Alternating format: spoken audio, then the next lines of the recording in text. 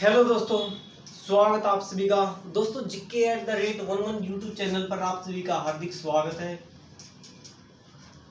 दोस्तों हमारी जो सीरीज चली हुई है गुप्त वंश की, आज हम इसे कंप्लीट कर लेंगे। ठीक है, इसके दो पार्ट कर चुके हैं हम, पार्ट 1 और पार्ट 2 हम कर चुके हैं। यानी पार्ट 1 और पार्ट 2 के अंदर हम श्रीगुप्त, घटोत्कच, समुद्रगुप्त, चंद्रगुप्त द्वितीय के बारे में पढ़ चुके हैं।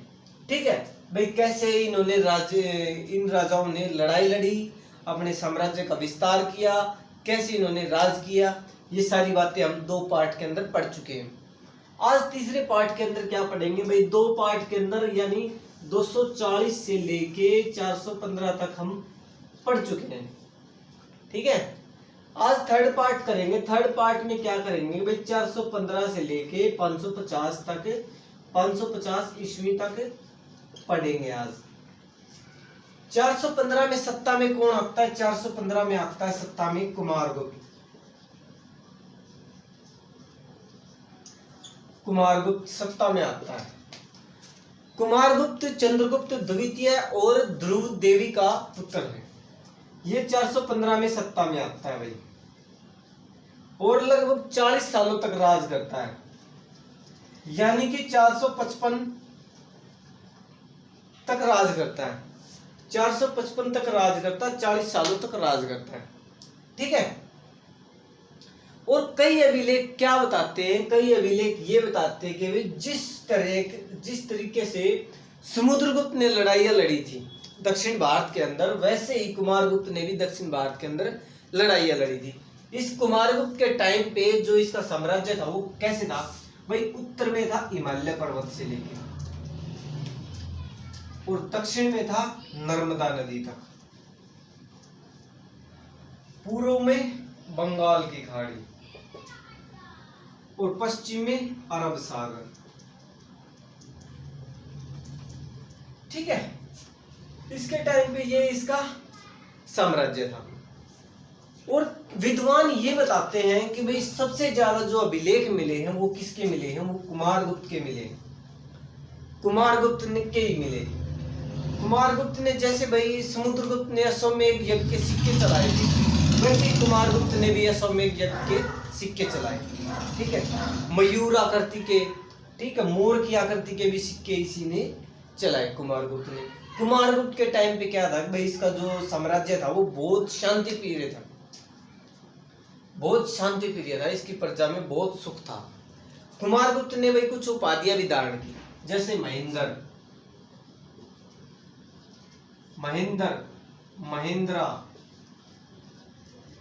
श्री महेंद्र, ये इसने उपाधियां धारण की थी। ठीक है, और कुमारगुप्त के बारे में क्या इंफॉर्मेशन मिलती है कि भाई कुमारगुप्त का एक भाई भी था, वो सौतेला भाई था, जिसका नाम क्या था? गोविंद गुप्त। कुमारगुप्त का ये सौतेला भाई था गोविंद गुप्त। ये कहां? ये मालवा का गवर्नर था। ये इसको मालवा का गवर्नर बना दिया और कुमारगुप्त को राजा बना दिया गया। ठीक है, और इस बात से ये भाई थोड़ा सा नाराज था। ठीक है, ये आक्रमण करता है लेकिन कुमारगुप्त के टाइम पे नहीं करता, लेकिन ये करता है इसके लड़के स्कंदगुप्त के टाइम पे आक्रमण करता है। कौन? इसका जो सौतेला भाई है वो। ठीक है भाई, यहां तक ठीक है। और कुमारगुप्त के टाइम पे क्या है भाई, हूणों का भी आक्रमण हुआ। कुमारगुप्त के टाइम पे हूणों का आक्रमण हुआ, और कुमारगुप्त के टाइम पे ही इसका पुष्यमित्र का भी आक्रमण हुआ। कुमारगुप्त के टाइम पे किसका आक्रमण हुआ? पुष्यमित्र।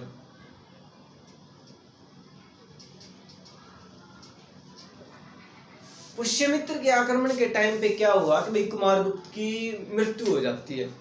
कुमारगुप्त की मृत्यु हो जाती है तो भाई पुष्यमित्र से युद्ध कौन करता है? पुष्यमित्र से युद्ध करता है इसका लड़का स्कंदगुप्त। पुष्यमित्र से इसका लड़का स्कंदगुप्त युद्ध करता है और ये इसको पराजित कर देता है। ठीक है, फिर स्कंदगुप्त सत्ता में आता है। स्कंदगुप्त कब सत्ता में आता है? ये आता है 455 में, 455 ईस्वी में सत्ता में आता है। 12 सालों तक राज करता है, यानी 467 तक राज करता है ये बंदा। स्कंदगुप्त 467 ईस्वी तक राज करता है, ठीक है। और इसके टाइम पे क्या है कि भाई स्कंदगुप्त के टाइम पे बताया था पहले कि भाई कुमारगुप्त का जो सौतेला भाई था गोविंद गुप्त, वो अपने भाई पे आक्रमण न करके भाई उसको, उसके मन में नाराजगी थी। उस नाराजगी के कारण इस गोविंद गुप्त ने स्कंदगुप्त पर आक्रमण कर दिया, अपने भतीजे पर आक्रमण कर दिया।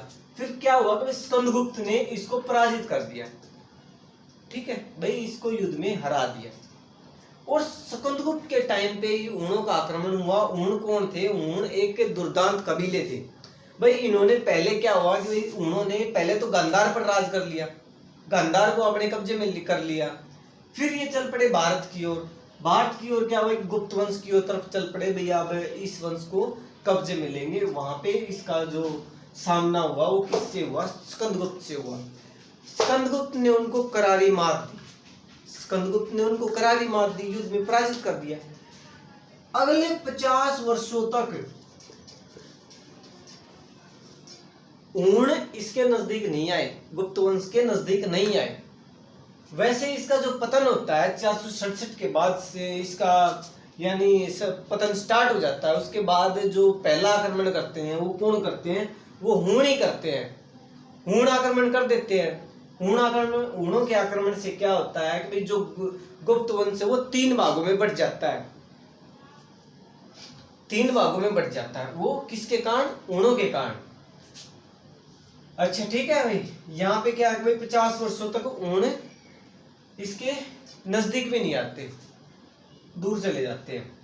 और स्कंदगुप्त के टाइम पे एक बात और देखने को मिलती है कि भाई ये जो सबसे शांति प्रिय राजा था गुप्त वंश के अंदर वो स्कंदगुप्त था। यानी स्कंदगुप्त एक ऐसा राजा था कि भाई जैसे रात को भी ये सोचता था कि भाई मेरी प्रजा में कोई दुखी तो ना है। यानी हर वक्त इसको ये चिंता रहती थी कि भाई मेरी प्रजा में कोई दुखी तो ना है, किसी को कोई दुख तो नहीं है, इसको ये चिंता सताए रहती थी। और इसी के टाइम पे क्या हुआ कि भाई इसके टाइम पे एक जोरदार बारिश के कारण भाई जो सुदर्शन झील है,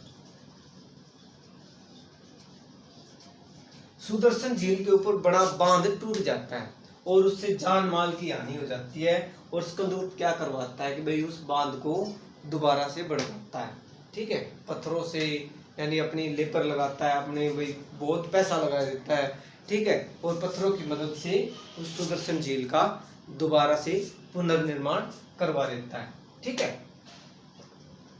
ये स्कंदगुप्त के बारे में इंफॉर्मेशन मिलती है। और स्कंदगुप्त यानी 467 तक राज करता है, 12 सालों तक राज करता है।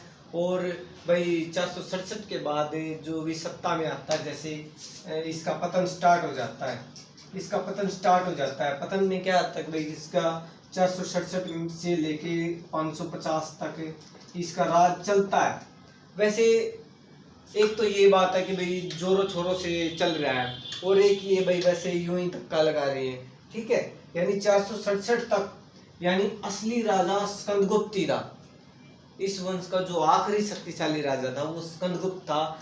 स्कंदगुप्त के बाद जितने भी राजा हुए वो क्या करते, वो अयोग्य शासक सारे हुए। वो भाई अपने अपने प्रदेशों को चुन लिया कि भाई मेरा ये प्रदेश है, मैं यहाँ राज करूंगा, तुम मेरे से छोटे हो, ये प्रदेश तुम्हारा है, तुम यहाँ पे राज करो। इस तरीके से जो इसके बाद के शासक हुए उन्होंने अपने अपने प्रदेश बांट लिए। यानी 550 के अंदर इसका पतन हो जाता है, ठीक है, 550 के अंदर इसका पतन हो जाता है। अब बात करते हैं भाई इसके टाइम पे जो मंदिर कला थी वो किस तरीके से हुई। मंदिरों की जो कला थी, मंदिरों का विकास था, उनमें चित्रकला का विकास कैसे हुआ, ये सारी बातें पढ़ेंगे। भाई मंदिरों का निर्माण कौन से मंदिर आए थे इनके टाइम पे? मंदिर आए थे भाई तिगवा का विष्णु मंदिर,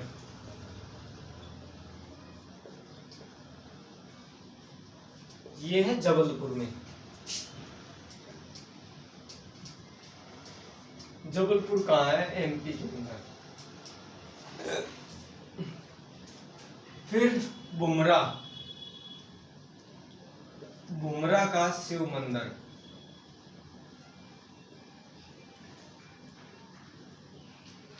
ये कहाँ है?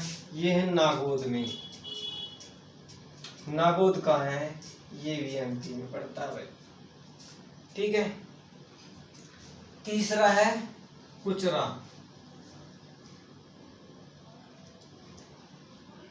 कुचरा नचोड़ का पार्वती मंदिर,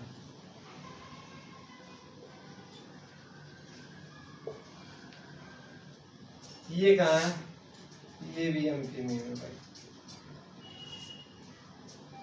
ठीक है। एक है देवगढ़ का दशावतार मंदिर, ये कहाँ है?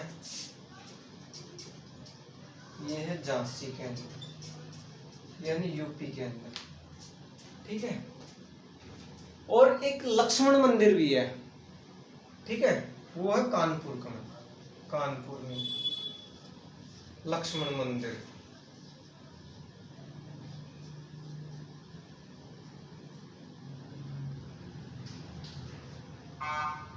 लक्ष्मण मंदिर, ये मंदिर ईंटों से बने हैं। ये मंदिर ईंटों से बने हैं। ठीक है भाई। ये मंदिर भाई तिगवा का जो विष्णु मंदिर है, गुप्त काल के मंदिर बताए गए हैं भाई। तिगवा का विष्णु मंदिर ये कहाँ है? ये जबलपुर के अंदर है, ये एमपी के अंदर। ये कई बार एग्जाम में आ भी चुका है भाई। ये क्वेश्चन ये भी आ चुके हैं भाई, और ये भी आ चुके हैं। ये एग्जाम के पॉइंट ऑफ व्यू से है भाई। ये एग्जाम के पॉइंट ऑफ व्यू से है। बुमरा का जो शिव मंदिर है वो नागौद में, ये कहाँ है? एमपी। याद कैसे रखेंगे भाई? ये 3 मंदिर एमपी के। ये तिगवा का विष्णु मंदिर ये जबलपुर में है, बुमरा का शिव मंदिर है ये नागौद में है, एमपी में है, और कुचरा नचौर का जो पार्वती मंदिर है ये भी एमपी में है। देवगढ़ का दशावतार मंदिर ये यूपी के अंदर है, झांसी के अंदर। ठीक है भाई। और कानपुर लक्ष्मण मंदिर ये स्पेशल ईंटों से बने हैं भाई। ये मंदिर ईंटों से बने हैं। इन मंदिरों में क्या है भाई, जो पत्थर है वो यूज किया गया। हाँ, और एक बात और भाई, इनके अंदर बताया गया है भी कला। इसके टाइम पे कला का विकास हुआ। ठीक है, चित्रकला का विकास हुआ। पहले टाइम पे क्या था कि जो मंदिर बनते थे वो सिंपल मंदिर बनते थे। जैसे ये मंदिर बनेगा, ये इसका गेट है भाई, ये इस मंदिर का गेट है, ये सिंपल मंदिर हो गया भाई। ये गुप्त काल से पहले के मंदिर बताया, ये सिंपल मंदिर हो गया। ठीक है, सिंपल मंदिर बनते थे। जैसे ये बन गया भाई,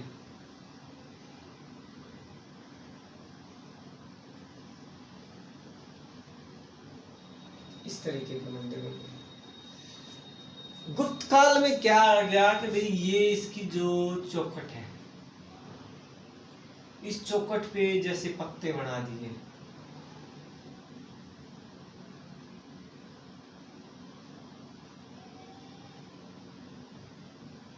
जैसे कोई पक्षी बना दिया, कुछ पत्ते वगैरह बना दिए। मंदिर का ये पिलर है, ये कॉलम है, इस पे डिजाइनिंग कर दी इस तरीके से। भाई समझा रहा हूँ, वैसे डिजाइनर नहीं हूँ मैं। है इस तरीके से डिजाइनिंग कर दी। ये इसकी चौखट है, यहाँ पे डिजाइनिंग कर दी। यहाँ पे ये ऊपर चोटी बना लेते हैं ना वैसे मंदिर की, ये चोटी, इस पे डिजाइनिंग कर देते हैं भाई कुछ। यानी डिजाइनिंग जो चित्रकला उसका विकास इसी के अंदर हुआ। यहाँ पे ये जो बीम है, इस बीम पे, ठीक है भाई, मंदिरों को सजाने लग गए चित्रकला के जरिए। पक्षी बनाने लग गए, पक्षियों, मोर, तोते बनाने लग गए। जो पेड़ों के पत्ते होते हैं उन पत्तों से भी ड्राइंग बन जाती थी, चित्रकला का विकास हुआ। और जो कॉलम होते थे उन कॉलमों पे, बीम पे, ऊपर चोटी पे, ठीक है। और इसके टाइम पे जो मंदिर बनाए जाते थे वो कैसे बनाए जाते थे, इसके टाइम पे जो मंदिर बनाए जाते थे वो कैसे थे भाई, जैसे एक ऊंचा सा चबूतरा बना लिया, एक ऊंचा सा चबूतरा बना लिया, और उस चबूतरे के ऊपर फिर मंदिर बनता था, ठीक है। चबूतरा बना के उस चबूतरे के ऊपर यानी सीढ़ी लगा के, सीढ़ियाँ, उसके ऊपर सीढ़ियाँ लगाई जाती थी और फिर ऊपर मंदिर बनाया जाता था। इसी के टाइम पे यानी गुप्त काल के ये मंदिर बताए गए, ठीक है भाई। बस यही था है? हाँ, और एक बात और भाई, गुप्त काल के टाइम पे नालंदा विश्वविद्यालय